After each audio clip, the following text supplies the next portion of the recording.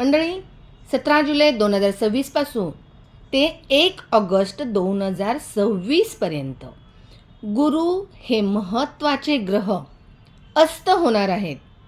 यामुळे धनु आणि मीन राशी जास्त प्रभावित होतील, कारण या काळामध्ये राशी स्वामीला कमी बळ मिळेल.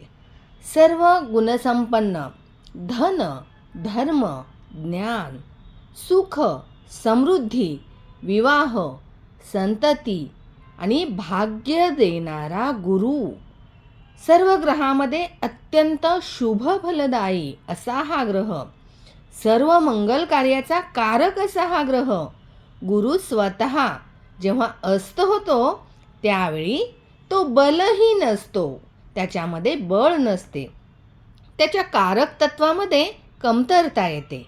म्हणून त्यावेळी कोणतीही शुभ कार्य करणे योग्य नसते. मग विवाह, गृहप्रवेश, जमीन खरेदी करणे किंवा घर खरेदी करणे इत्यादी सर्व प्रकारची शुभ कामे म्हणजेच मंगल कार्ये आपण करू शकत नाही.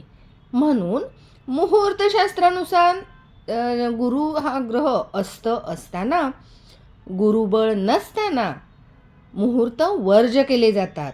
गुरु हा धर्माचा ग्रह आहे, तर राहू हा त्याच्या विरुद्ध म्हणजे अधर्माची कामे करतो.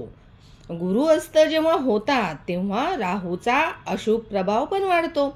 म्हणूनच नवीन कामे, नवीन इन्व्हेस्टमेंट या काळात वर्ज्य केलेलीच बरी. गुरुच्या अस्तकाळामध्ये गुरुग्रहाचे चांगले फळ मिळण्यासाठी आपण काही उपाय नक्की करावेत.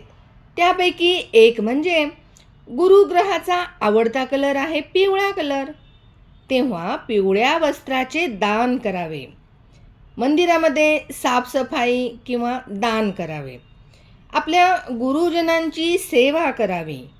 शिव अभिषेक करावा. विष्णू सहस्रनामाच्या स्तोत्राचा पाठ करावा. गुरुवारी पिंपळाच्या खोडामध्ये जलमिश्रित दूध अर्पण करावे.